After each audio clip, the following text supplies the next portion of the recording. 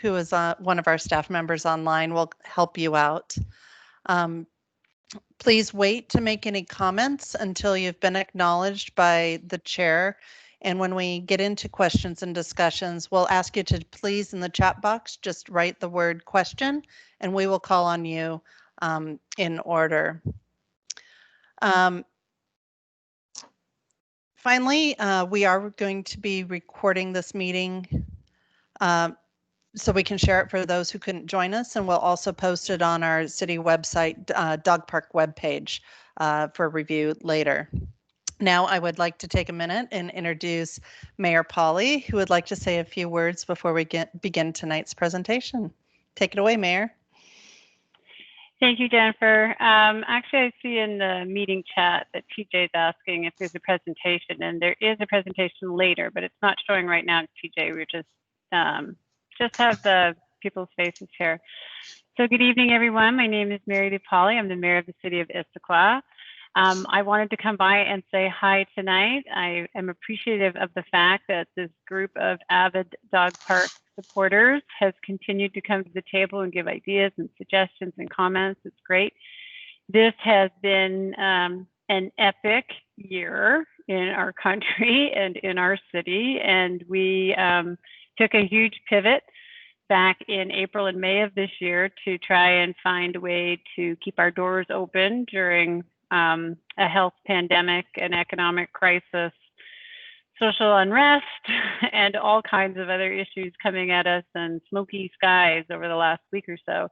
And we have I have tasked the staff with trying to be very creative and take innovative approaches to everything we're doing. We had a lot of projects on the books. Our revenues are significantly down and will be down for some time, but we still need to find ways to do things in the community. And I'm very proud of the Parks team for coming up with this concept of a let's test out and pilot some dog park locations while we're working on the larger project, because our community, especially in this year and at this time, is really looking for things to do safely and to do them outdoors.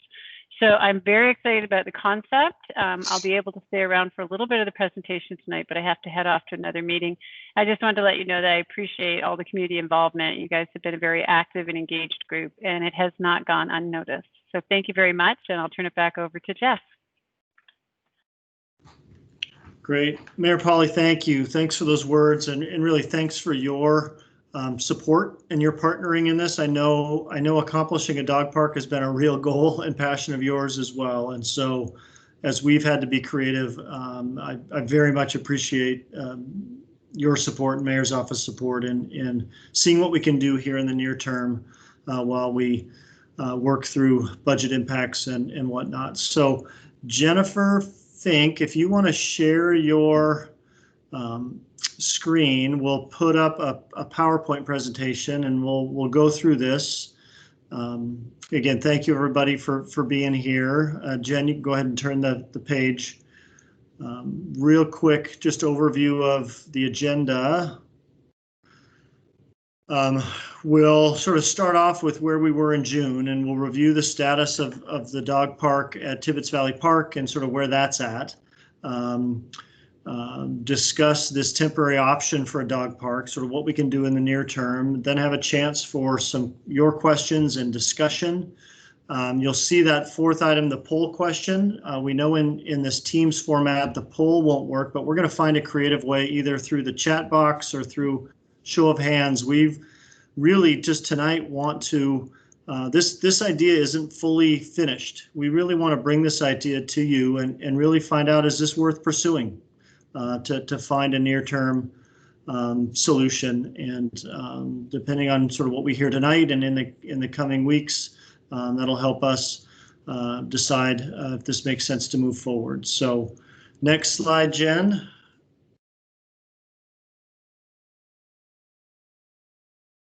Thank you. So, as the mayor said, as we were pursuing and in the midst of the Tibbetts Valley Park site, for those that have followed along, we were moving into that. We knew that with the limited construction dollars we had, we were going to really try and get creative with that site as well, and utilize park operations staff, utilize volunteers, utilize some pretty creative ways to stretch our dollars and make that happen. Along came the pandemic, along came some budget impacts to our capital projects, along came some staffing impacts. We lost a park planner position. We didn't lose, but we have 2 of our park maintenance positions have been frozen. Again, as we weather this pandemic with our citywide budget, it's meant that plan to complete Tibbetts Valley Park and what the resources we were going to need to get that done are much more limited now. We also received some word early this year from the planning department as we permit this, a new item that we were going to need to do in terms of permitting that also had some budget constraints in looking at needing to amend a master plan, a 20-year-old master plan at Tibbetts Valley Park. As some of you may know, many of you probably know, we're in the midst of updating a master plan at Tibbetts Valley Park, and we'll have that completed here next year or the year after. And so combined with the news of the pandemic and COVID, with the realities of trying to be efficient with how we fold this dog park into the site master plan, the reality hit us that we're not going to be completing that dog park this year. And so as we shared that news with all of you in June and July, we've now spent the summer working with the mayor's office, working with permitting, working with our park operations team to explore options and ideas for what can we do in the near term? How do we recognize we're going to still keep pedaling? We're going to still keep moving towards a permanent dog park, but that's now going to be a couple years away. And rather than wait, can we get creative and find something to at least relieve this immediate pressure and this long-standing need for some off-leash areas? And so this idea that you're going to hear tonight is not a alternative to the permanent.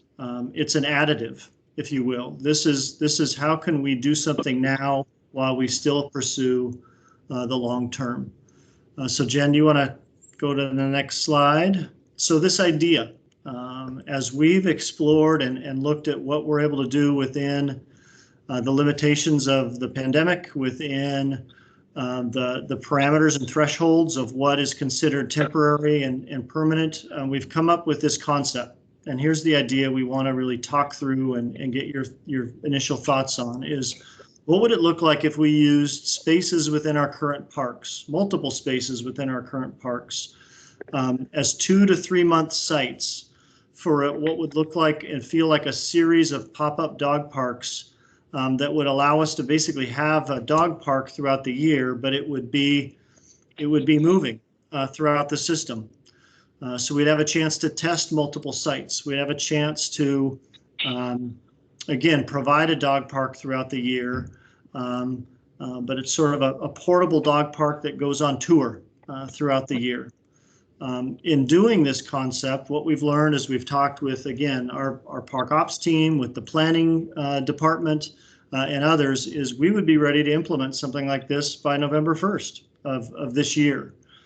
So it would be that way to address an immediate need. It's creative. It's certainly not permanent, but it gets us something. In this, what we would do with these existing areas is we would avoid any sensitive areas or buffers. All of these would be outside, so we wouldn't have a permitting requirement or an environmental impact as we look at these sites. Next slide, Jen. So like anything we do, probably anything we do in life, but certainly anything I've learned that we do in public service, there's trade-offs. There's always trade-offs to consider. And so this idea certainly has its own trade-offs, right? I think some of the upsides are we would be able to implement something this fall. We'd be able to sort of have these pop-ups as they travel around throughout the year. visit various neighborhood locations.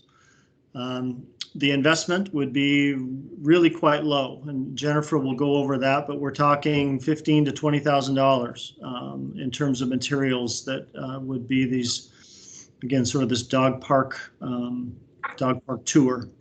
And we'd be able to utilize existing city parkland. And as we look at locations, and we'll sort of talk through some potential locations, what we would see sort of a 1 year of locations. If we were to pilot this for a year, we're talking about areas that already have parking, that already have restrooms, that already have ADA access. So we'd be sort of maximizing, leveraging those initial amenities or existing amenities. Obviously, with anything, as I said, trade-offs, there's some cons. And some of the cons of this is we wouldn't be jumping in this November to a permanent long-term solution. This wouldn't be that. Some of the other cons or downsides or trade-offs is to make this portable and really make the investment make sense. There wouldn't be extra amenities. We wouldn't be having, access to water. We wouldn't have a bunch of benches. We wouldn't have shade area. We wouldn't have some of those investments or amenities that we want to provide, and I know you as residents would want in a permanent dog park. This would be pretty bare bones. And then I think the other trade-off obviously would be, this wouldn't be a single site. This would be something that you'd need to be willing, dog users would need to be willing, dog owners would need to be willing to travel throughout town to get to the off-leash area. So this, of course, is not a list of trade-offs that's an all-inclusive list. There are certainly others, and would be just as we hear your feedback and probably hear your questions, we'll see some of those additional trade-offs in terms of pros and cons. But we certainly think as staff, it's an idea worth pursuing. Next slide, Jen. And I think here I'll hand it over to you, Jennifer, to just talk through, again, as a concept, this is not designed, but Jen will give us a sense of what this would look like functionally, what we're thinking of conceptually, and then talk through some of the sites for this first year. Take it away, Jen. Thank you, Jeff. So as Jeff mentioned, this would be very portable and temporary in nature. The portable fencing, we are looking at using a prefabricated mesh panel, wire mesh panel that is rather sturdy. They actually use it for cattle. It comes in 16-foot lengths and is about 50 inches tall. It is big enough that some smaller dogs might be able to get through it. So we will be putting over a plastic mesh overlay, kind of like you would in a garden area or something to keep some animals out. As Jeff had mentioned earlier, all of these sites that we are going to be considering do have available parking already and also are accessible by walking. There will also be accessible routes to the site because most of these sites are flat. We will provide dog bags and waste cans, trash and recycle. We will also provide signage, both about picking up after your dog and maintenance, but as well as social distancing during this time of COVID, and also information about pet registration and contact information should services be needed. What the site would not have, as Jeff mentioned, is available drinking water for pets. This is somewhat twofold. One, because of the locations don't have readily available drinking water, but also with COVID, it's good for us to maintain that distancing and safe use. We would not create a small dog area in these sites. Some of them are going to be somewhat small themselves already. And we would not provide any permanent benches or anything for sitting on. I'm going to now walk through some of the proposed sites we are considering for this dog park tour. As mentioned, these would be on a temporary basis, and these sites would be visited throughout the year. We'd be looking at using Tibbetts Valley Park Field 4, Pickering Barn, maybe a portion of the field, and I have some images I will show you which areas at each location we're considering. Squawk Valley Park South, and also the Issaquah Community Center at the old skate park site. As mentioned, these sites will need to be rotated, and we will work with our park operations team to make sure that there's limited impacts to the existing ground and earth as we do this, and knowing that some of the sites are drier at different times of the years than others. And also we would need a 2 to 3 week transition period between sites in order to take down the site and relocate it. So at Tibbetts Valley Park, Field 4, this is the area we'd be considered using.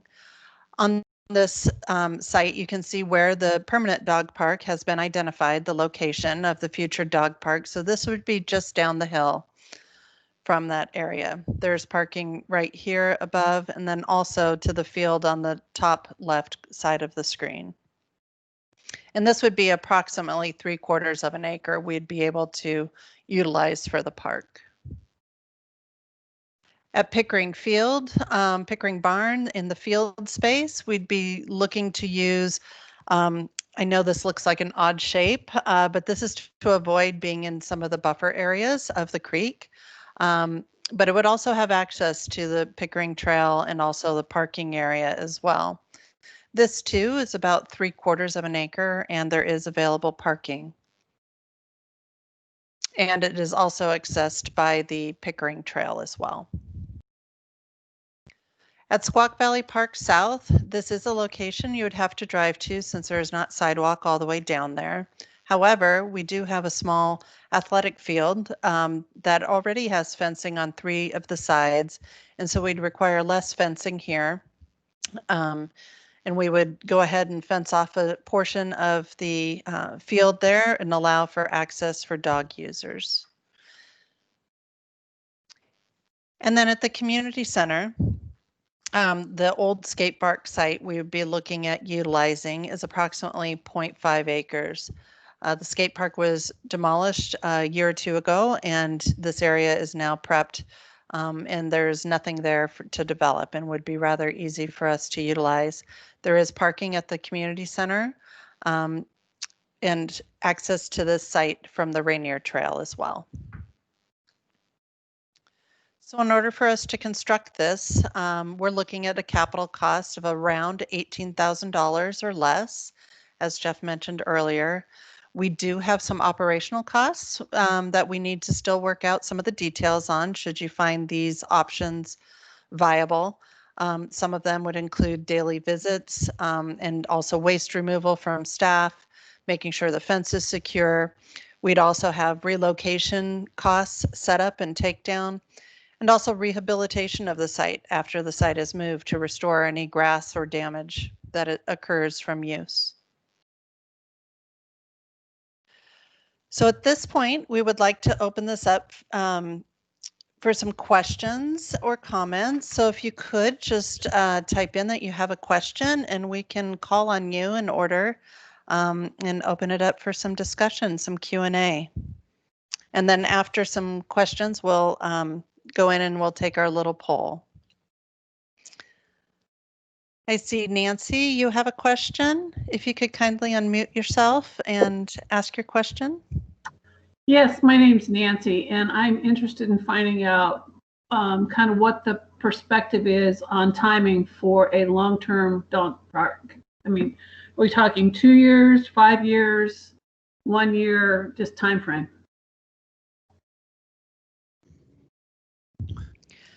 Jen, I can try that. Okay. This is Jeff. Great question, Nancy. I wish the crystal ball wasn't super murky, but I think until we have a sense of what the economic impacts are related to this pandemic and coming out of COVID, we need to, I guess, being able to know when we'll be in a place financially to make the capital investment is a little bit of an unknown. In terms of the master planning piece that I was mentioning, Should it be at Tibbetts Valley Park? We're probably looking 2 years, 3 years out. So I guess if I was to give a conservative guesstimate, I would say we're probably in the 2 to 4 year time frame. So this idea of piloting this temporary concept for this first year is just that, is, boy, let's try it for a year, let's learn from it. And if we need to keep going with this option, we would keep going with this option as long as needed until that permanent one was completed.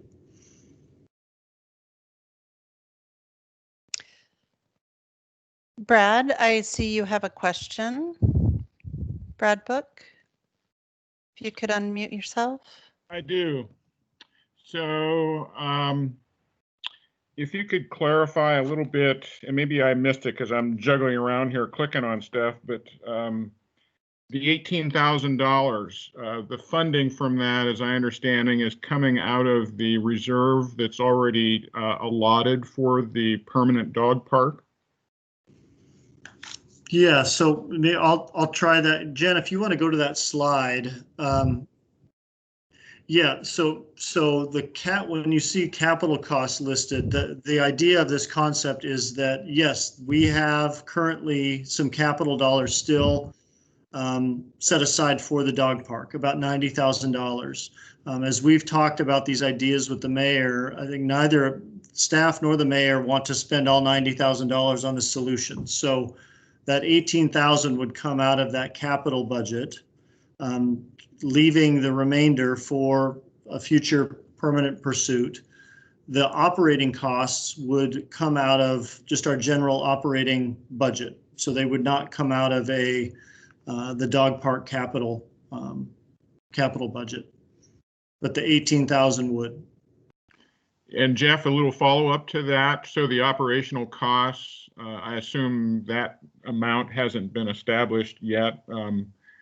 But once it does, do you have that within your budget, or does that have to go before council or something to get approval? Or could you explain a little about that? Yeah, so our operating costs are just that, our annual operating costs. In this case, it's a park maintenance cost. So as we would begin to finalize this concept, we would get a sense of what that budget amount is and what portion of that we can fold into our existing budget. I feel that a good amount of what these operational costs would be something that we could absorb. Okay. Good. Thank you. Yep. But I mean, I guess just to add to that thought for everybody, this idea, this concept is sort of taking the dog park and not thinking of it as a significant capital investment or a capital program in and of itself. It really is more of an operating program in a way. Is how do we reduce front end costs, get some of this portable fencing and equipment, and then realize that for this first year or however many years we're doing this, it really is going to feel like a program, an operating program that we are overseeing as we would move this short-term solution from park to park, while at the same time still keeping on the horizon and as a goal the actual permanent completion of a permanent dog park. I see Nancy has another question for us. Nancy, if you'd like to go ahead and ask your question. So I appreciate what we're doing for the dog park, but I'm curious, are there other capital projects planned in parks that are taking a significant delay tactic? Just trying to figure out how this is relating to other things you have on the books that you're trying to accomplish. In terms of our park capital program, Nancy? Correct. Yeah, I'd say the work plan is has been upended quite a bit, both because of capital budget and also because, as I said earlier, we needed to make some really hard staffing reductions, and so one of our park planners is no longer with us. I think capital projects that we had on the books this year, bike park is delayed. A number of other projects have been delayed. This is not the dog park certainly isn't by itself in terms of having to make some changes to the capital program. Can I ask a follow-up question? So what is moving Please. forward in the capital program for parks? I'm sorry, say that again. What projects are moving forward in the capital program from parks? Projects moving forward, we have some acquisition projects that have separate grant dollars that are moving forward. We have a playground project at Hillside Park, which is a park up in the Squawk Mountain neighborhood. There was a planning effort in 2014 that identified the need for a play area. So the plan right now is to proceed with that into in 2021, next year. We as well have at Central Park, we have some synthetic turf that was installed, boy, predates me, probably 12 years ago. That's in need of replacement, so that is proceeding. That has a different funding source as well, and that where we charge fees for that synthetic turf. We've created a turf replacement fund, right? So projects, those are some of the projects that are proceeding. Capital programs are interesting too, because it really depends on the revenue source, right? Different projects have different dedicated revenue sources than other ones. Does that help? Yes, it does. Thank you. You bet. I see we have another comment from Jake Brenneman. Thank you for being creative, trying to find ways to provide more dog park capacity around the city. His question is, what is the total capital cost required to make Tibbetts Dog Park a reality? Could community fundraising bring that date forward? Great question. Need to hear more about that. I'm sorry, what's that? And I just said I'm here if. Oh, hey, Jake. Yeah. Thank you, Yeah, guys. no, that's great question. And I think it's an interesting one, right? How we were planning to construct it pre-COVID, we had it was about a $200,000 dog park. But again, that assumed us serving as general contractor, if you will, and having, park maintenance support and community support, et cetera. Post-COVID, if we were to do that differently because of our staff reductions, right, it's probably a little more expensive than that. Then we also have permitting fees that would be on top of that. So it's, if we were to bid that project out, and Jen, I don't know if you have an estimate, but it's probably in the $300,000 to $400,000 range. Yeah, and the permitting process as well, doing a master plan update can be time exhaustive as well, and costly. And then are there operational costs that are higher with the permanent dog park than the temporary ones potentially as well? Good question. Yes, probably incrementally, and given its permanence and given probably higher use in that permanent location, we would probably make an operating budget request to council as that, an amenity like that comes online into the system. Okay. So to answer the basic question, if there were some type of community fundraising effort that could raise those funds and potentially maybe even a little bit more to offset the permitting and or the operational expenditures for some amount of time, could it then be a go? I mean, would it get the city's or the Parks Department support in that case? I think if what you're asking, Jake, is are there creative ways to continue to pursue Tibbetts Valley Park? Yeah, we would be very supportive in talking through that. I think any completion of that, though, and this has been some of our discussions with the mayor, that's likely a year away. Okay. You know what I mean? I mean, so I think part of this was, how do we do something now while we still pursue Sure. that? So it's in a way, Jake, I think your questions are good, and I don't want this to feel like it's a false choice, right? Like it's one or the other. It might be both. Right. Just a thought. Okay. Thank you.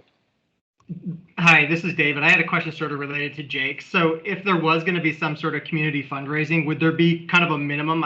You guys don't have to have the answer now, but I'm wondering, is there like a minimum bar that the community would have to raise to like start phase one? Like, is it a 50,000 or 100? Like or can it be taken in phases like that? Or is it all or nothing? Good question, David. I think given you might want to mute echo. Great question. I think given the location of that and the configuration of the Tibbetts Valley Park, I don't know that it would be a park that could be phased in that regard. So I guess we'd have to pursue that and try and figure out what it would look like to phase it. A bulk of the cost of Tibbetts Valley Park as a permanent off-leash dog park was the fencing, right? Gotcha. That makes sense. Kind of makes sense to do it all at once. Yeah.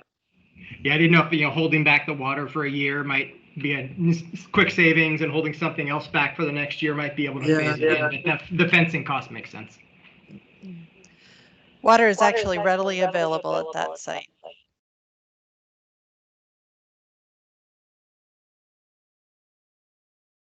I see we have another comment and question from Kaylee. I agree with the previous comment about helping us find a temporary solution for our furry friends. I do also believe Tibbetts baseball field has water resources to use, water bottle fill up, but they may not be shut off, but they might be shut off currently. Could we entertain getting that turned on unless weather could be an issue? I think one reason drinking fountains have been closed right now is because of the spread of COVID. Should we move into a different phase, I think we could certainly open that up. I would encourage dog park users initially, and we would help message that with these temporary options to bring your own water since there wouldn't be water available. But should things with COVID situation change, then we could consider providing more drinkable water for the pets and the humans. Does that answer your question, Kaylee?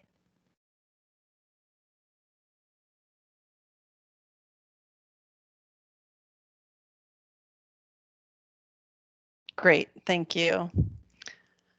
Are there any other questions or comments that we have not yet addressed? I think we're at the end of the chat box, or if I have missed everyone, I apologize. Please enter your comment and we can call on you.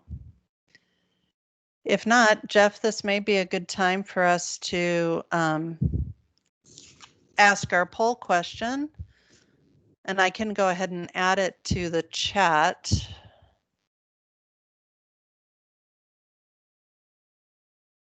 Yeah, we were hoping, sorry everybody, to be really high tech tonight and have a live poll question, but we're gonna do it anyways in a chat box forum or some other thing. So yeah, Jen, that's great. I do have one comment though in the chat box. Is that Kaylee? Was that your picture? Is that Remy, your dog?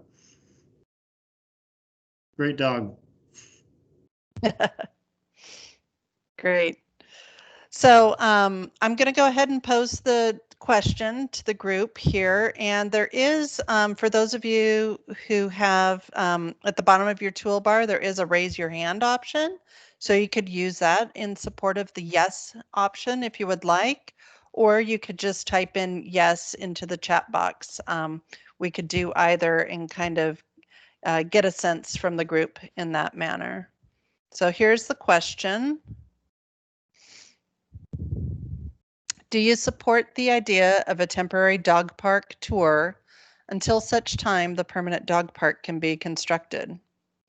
By answering yes, this idea of a temporary dog park would be you are in support of it.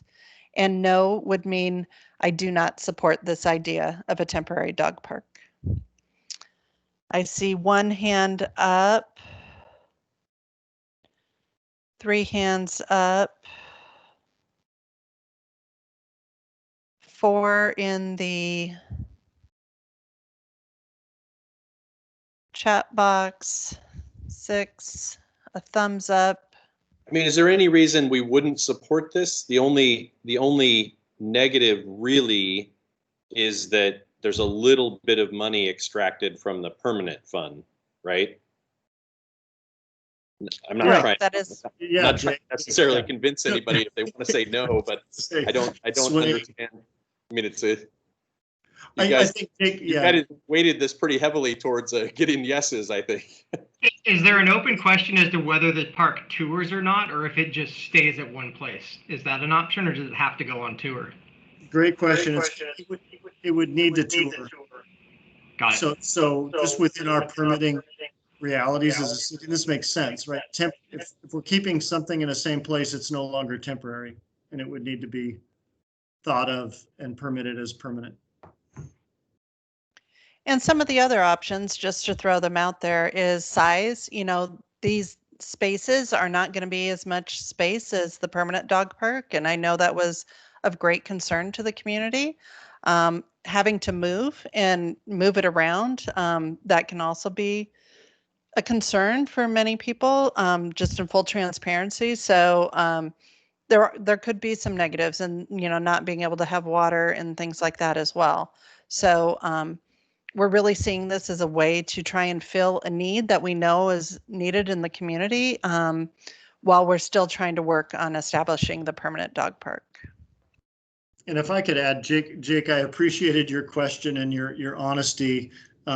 You're right. I guess our goal in this, in even asking this question, is really earnestly is do you as resident, is this worth it? I mean, this is a kind of out of the box creative idea. It's not going to produce the dog park we're all wanting, but we just want to gauge, hey, is this worth it? Is this worth at least getting something out there now while we spend the next couple of years still getting that permanent one done? And we earnestly want that. We're not trying to sway everyone to say yes. We just, before we go too far and make this happen, we want to, again, I think to the point, see if it makes sense. Yeah, I mean, I think to your earlier answer, as long as they aren't treated as mutually exclusive, and that goes to Nancy's point, I think she made, the one no I see up there, as long as we feel that there's still progress being made on that, and that's still the ultimate intention.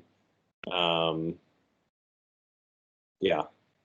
Yep. Then It's great. not replacing. It's not replacing the pursuit of the permanent one. Yeah. Good. This is Nancy, and I guess my concern is that, once you begin to move this around, you're affecting different parts of the community, and you're going to get different feedback. Pickering Barn versus, Tibbetts Valley Park versus the community center. And I guess I think you're going to have more problems with that, and it will. Personally, I think it'll require more staffing to do that physical move.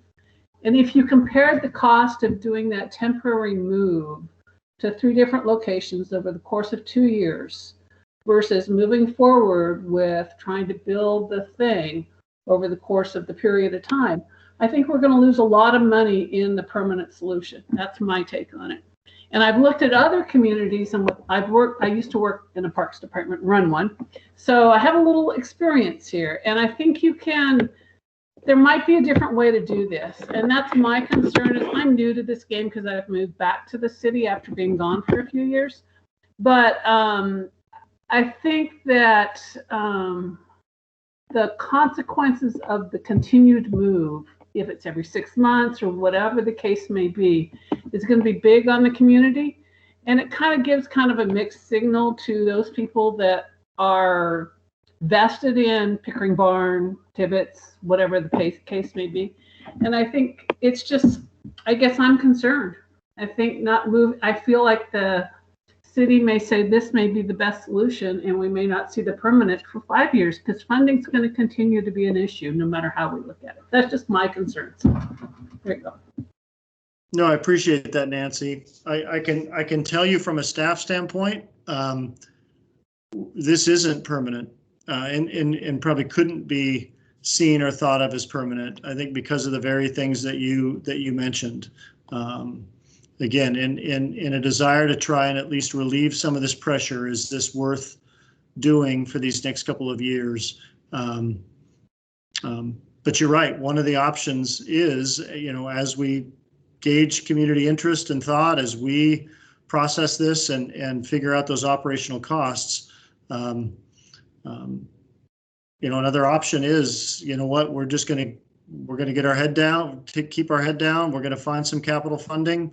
Is there enough sort of will to get the capital funding sooner? And let's plow ahead and get the permanent one done as soon as possible and not do this. But we're at least just wanting to think through alternatives. Brad, I see you have another question.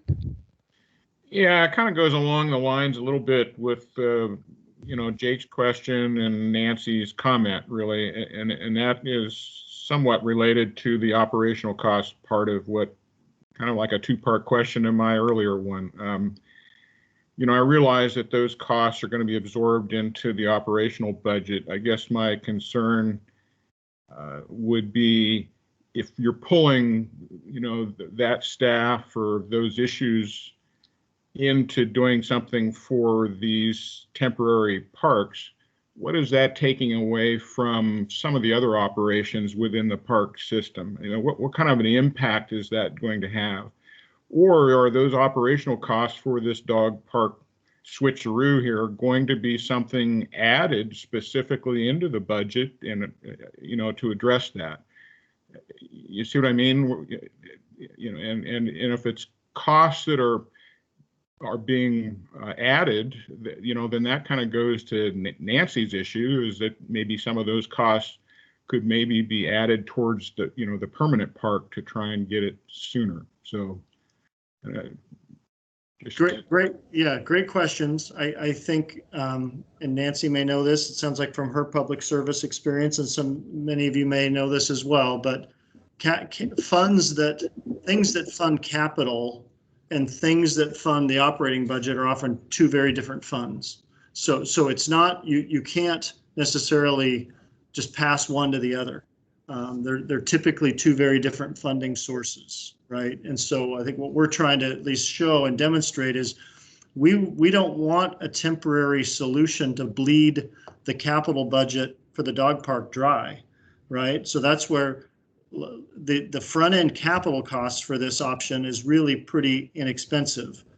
The burden, or the thing that we need to think through, is we're going to need to absorb those operational costs, but those operational costs aren't, if we didn't spend them in operating, they wouldn't necessarily be able to just bounce over and fill the capital jar. They're two different funding sources.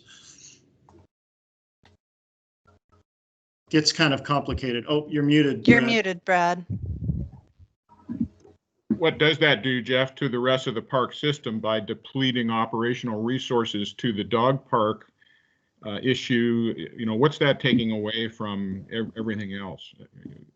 Yeah, I wouldn't say it's depleting, but what does it look like to absorb? We're just heading into the 2021 budget process right now with council, right? So if there's opportunity to add or augment, we're not talking about this isn't an incremental massive increase to the operating budget for all of our parks and trails and open space system and maintaining all of that. But if we're to add an increment, this would be the budget season, the 21 budget process that we'd be going through with the mayor and council this fall is the time that we would do that. I see there's anything else, Brad? Okay. Nope, I'm good, thanks. Thank you. Anne had another question. How did Bothell do it?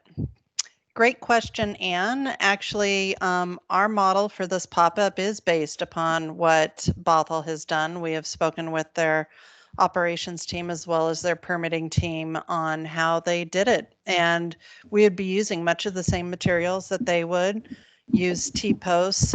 They have moved between 2 locations, starting at one location, moving it close to City Hall, and then they're back to the initial location. Theirs is about 3/4 of an acre in size as well.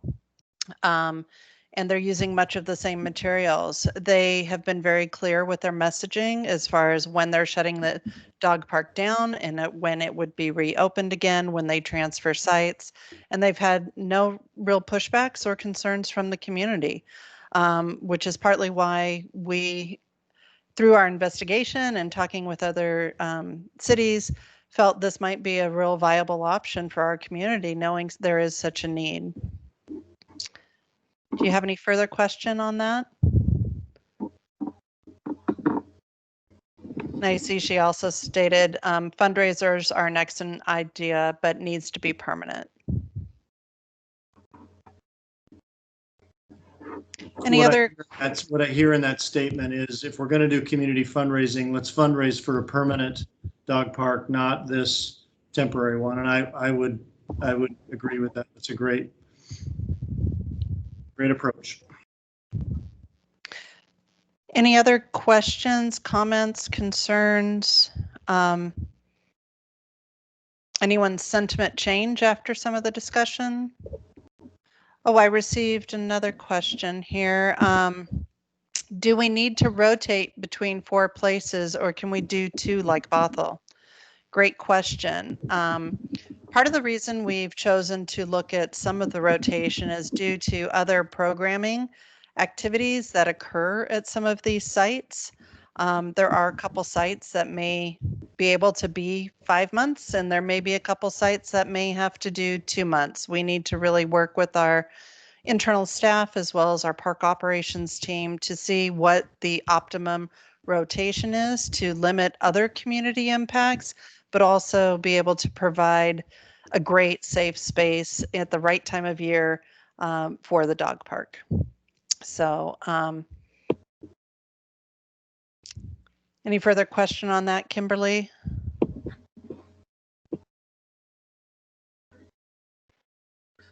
And then we got another. Can you hear me? Or? Yes, go ahead. Okay. I was just wondering. So I know, like, because I live by the community center location that you're talking about, and I'm wondering if, because that space is pretty vacant, if you considered finding maybe like a vacant spot like that, and then trying to rotate, like have that be like sort of a more permanent place, but then rotating to another spot that might be more open. And I'm just wondering if doing less places would lower the cost overall, because you're not accommodating so many different places.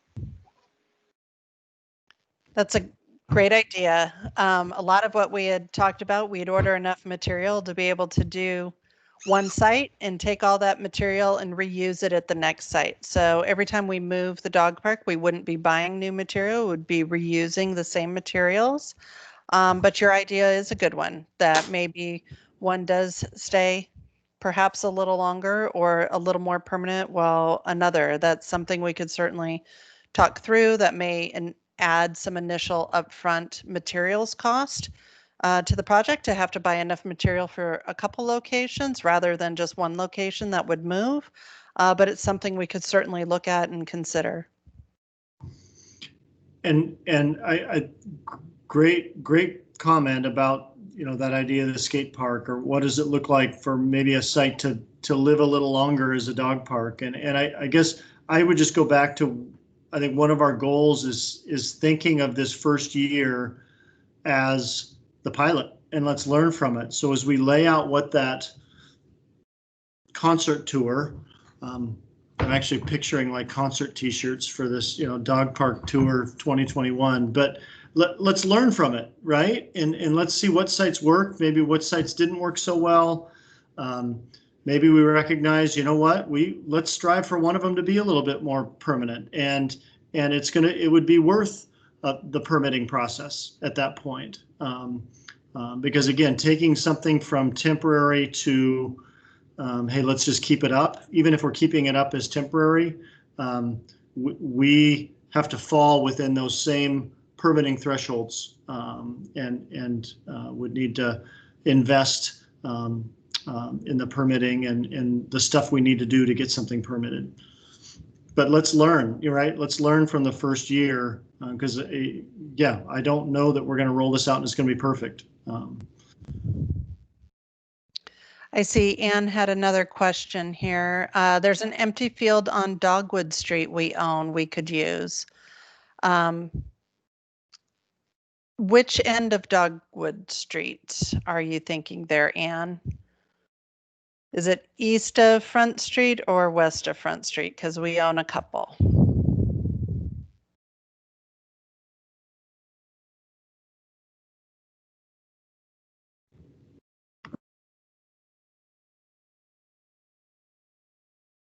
Two northeast. So I'm thinking that would be the west or the east side. I need to get my map out there. If it's the site I'm thinking you're thinking about, it is adjacent to the East Fork of Issaquah Creek and would be within the creek buffer and would require some different permitting options, which is why it wasn't considered to begin with, as well as a vacant field we own over by the Dogwood Bridge in between Front Street and Newport. We own some lots over there as well. Those two are too close to the stream and the buffer requirements. We would not be able to utilize the site. Does that answer your question there? It's a great idea and suggestion, and I think a really good example, Jen, in your answer that, you know, as we're even floating this idea of these pop-ups, we really do need to and would want to stay completely out of any sensitive areas and or buffers. So, you know, and quite a few of our properties that you don't realize are that close to the creek are close enough to the creek that they're inside the buffer. And so it just creates, again, another set of thresholds that we would need to invest in permitting wise, and time and money. Just reading another comment that was received. We don't need water and extras. Reusing materials sounds like a good idea. More sites, Kaylee mentioned more sites also equal lush grass for longer. It's my favorite part about Tibbetts Ball Field. Yes, all of the sites we are considering do have good grass stands. So that's also why they were chosen. Kimberly had a question. Can I help design our concert tour t-shirts and do a fundraiser?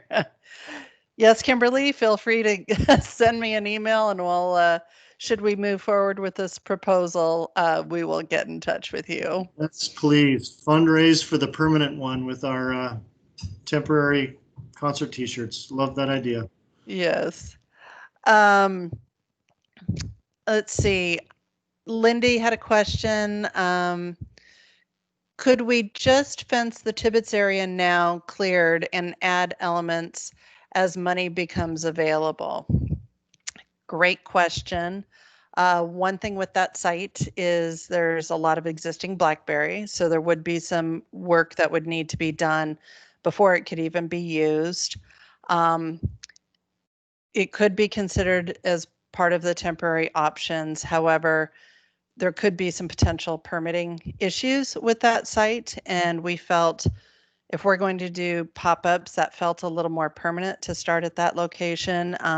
Let's look at some of our flat, accessible, really easy to get to sites so that the community at large can really enjoy them.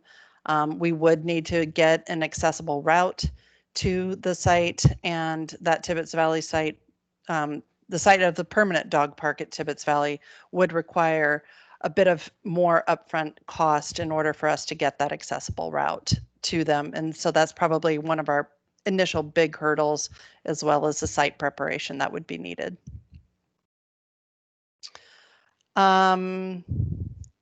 Let's see. I think we answered the even with fencing question as part of our zoning and our setbacks required for buffers in critical areas. Jake, you said you had another question? Yeah, just kind of referring back to the comment about making some of the temporary ones potentially more permanent. This is going to be a little selfish because I live on Squawk Mountain and the Tibbetts is a really good location for us.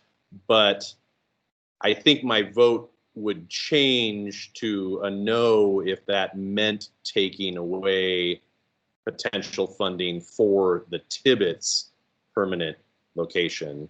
If that's going to change, if that be, you know, that because once things start to become permanent, now we're investing in those. And if that's taking money away from the Tibbetts location, that would be, I mean, that's ultimately the concern that brought me here tonight, is making sure that that's still the location and that's still on the table. So just expressing my concern over that potential if we started to consider other locations more as permanent solutions. And again, I admit it's selfish, but. Appreciate the feedback. Yeah, I think whether we do this temporary option or not, that space that the community really helped us identify as their preferred site still remains the preferred site and gets folded into the Tibbetts Valley Park master planning process and doesn't change. I think one thing we also heard, for those of you that have been involved in this community process, if you remember, we heard several times at the meetings and through some of our surveys is, I think Issaquah as a town, as we mature as off-leash dog areas, we might end up with a couple, right? I don't know that we're a city that's ready to have one giant 15-acre off-leash dog park, and maybe that's okay. Maybe we're a town of a 3-acre dog park at Tibbetts Valley Park and a 3/4-acre dog park on the other side of town, and right. I mean, I think there's this, again, learning and adapting as we go with this, and I see us and think of as a community. Let's give ourselves the freedom to realize I don't know if we're going to be a one dog park town long term. We might have multiples. So.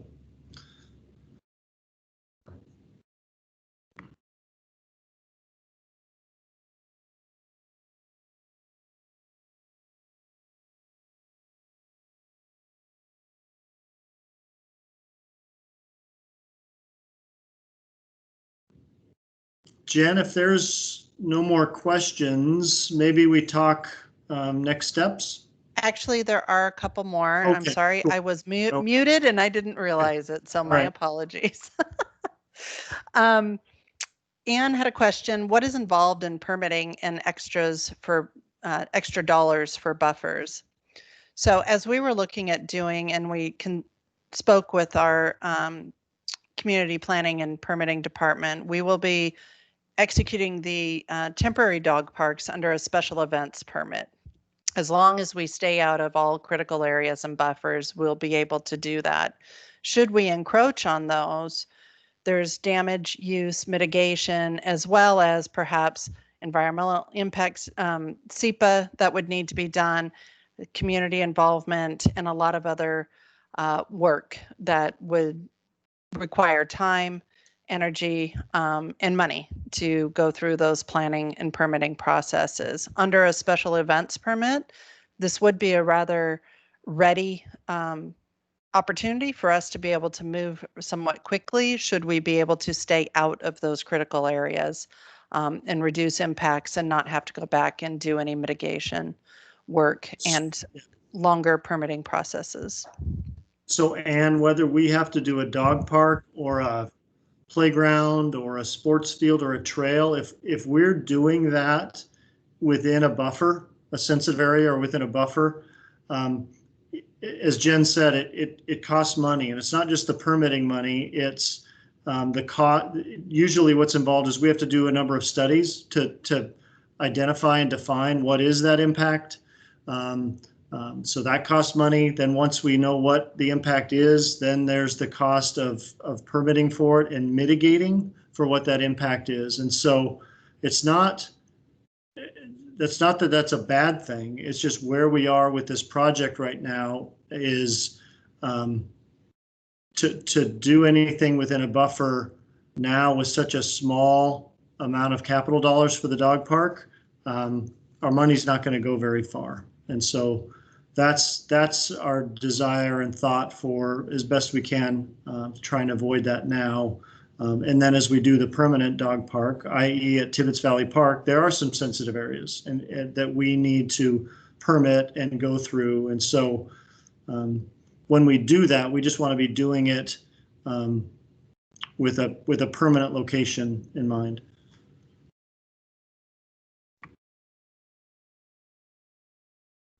TJ had a comment. He had to leave the meeting, but he stated, I do hope we can still go forward with the Tibbetts permanent dog park need to run. And mentioned we are a town of several small parks. As we grow, I think most people prefer smaller parks to one humongous one. And Anne, agree. I think, you know, we had gone through a very extensive site selection process. I don't know if you were here for that process or not, but that information is posted on our dog park webpage should you want to go through that. But we did consider sites of various sizes, and the site at Tibbetts Valley Park being around a 2-acre site was really somewhat the optimal site people were looking for, and being able to have ample space to run their dogs. Now that was more for the first dog park to get developed. That doesn't mean that we couldn't have another smaller dog park at a different location down the road. But yes, I think some people do prefer smaller ones, while others also prefer larger. Let's see. Redmond, Marymore on the water and sensitive areas obviously overcome a lot of obstacles. Yes, they do. And there's also some management with those. Also, Mercer Island has a dog park that allows water access to Lake Washington. And there are some definite issues and challenges that go along with that as well.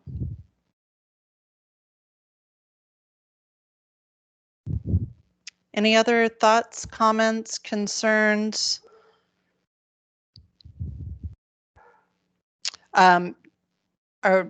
Has anyone's vote changed? Do we want to retake the poll? What do we want to do here? Any thoughts, Jeff? No, for just a thought, Jen, this has been really helpful conversation and discussion. I really appreciate the questions and the comments. It sounds like there's a warmth and a receptivity to, yes, this temporary idea sounds like something with a condition. And that condition is, as long as we don't take our eye off the ball in terms of the permanent pursuit of a permanent dog park. So I think that's some very helpful feedback. Jen, I think we can talk through what next steps would be for us, and I'm happy to do that and see if maybe there's any questions in that regard. What do you think of that? Sounds great to me. All right. So again, thank you, and thanks for your patience as we literally had two different meeting rooms up. What was that, Jen? Jeff, looks like we got another question here real quick. What can we do to support keeping the funding and timeline for the permanent dog park? Yeah, I let your mayor, again, is very supportive to make this happen, and let your city council members, your elected representatives, know that this is a priority for you and an important project. Like I said, the capital funding that exists that's in there currently is not threatened to be taken away. What we would need eventually over time is some additional capital funds put back into that budget. So let your let your city council members know where you stand on that. Is a big way to help. So in terms of next steps, what we'd like to do, and again, I was just going to say thanks for your patience as we had 2 meeting rooms up and needed to get to the right room. I think we're going to, just given that and knowing we had 40 some people RSVP for tonight, and I think we had 20 some on this call. So I think we want to make sure whoever we may have missed have a chance to sort of have this same conversation with them. We are planning to go to the park board on September 28th. Brad Book, who's joined us tonight, is the park board chair. Thanks for being here, Brad. We wanted to have a further conversation with the park board about this idea and concept and get their thoughts, share with them what we heard from these community conversations, and then what the mayor wants us to do is if all that information looks like it's pointing towards yes, let's do this. Let's do this pop-up. Let's do the concert tour. We would then probably in early October go to the city council and let them know, update them on this idea, this concept, what we heard from the community, and that we want to and plan to move ahead. So September 28th, park board meeting. Early October, check in with the council. I think what we can plan on doing, as I know, Jennifer, you've kept tabs on our interest group list, is we can email folks and let them know what we've heard from the park board. And then as we give that update to council, keep community members apprised of what they should anticipate and what's going to be going on this fall. Jeff, we did get one more question. Hate to kind of backtrack here. No worries. But yeah, Kimberly had a question/comment. Can we charge $1 like Marymore Park does for visiting, and that can go to supporting the permanent dog park? Good question. So Marymore doesn't charge for the dog park. They charge, I believe, for parking at the park. We do not have that fee established by council. That would be something, a new fee that would need to be established by city council. I would just say that, with that fee for something like that comes the administrative resources to manage and process those fees. And we currently don't have that capacity, but it's certainly something that could be pursued, but it's not as easy as just have someone out there and give me your dollar as you go in. I love the creativity, though. I like the creativity and the goal of what can we do now to keep investing and getting funds for the permanent. You're welcome, Kimberly. So with that, if there's no other questions or comments, thank you, Jeff, for giving us a briefing on the next steps, and we'll keep everyone posted and keep them informed, and be sure to check the dog park webpage as well for updates as they become available. And always feel free to give myself or Jeff or Brad a call or an email should you have any further questions or thoughts after you go to bed tonight that wake you up with any burning questions. So feel free to use this as a resource. We're happy to be here and to work with you through this. Yeah. Thank you all very much for your time tonight. Thank you guys very much. Good night. Thanks. Yep. Yeah, you as well. Take care, everyone, and we hope to see you soon.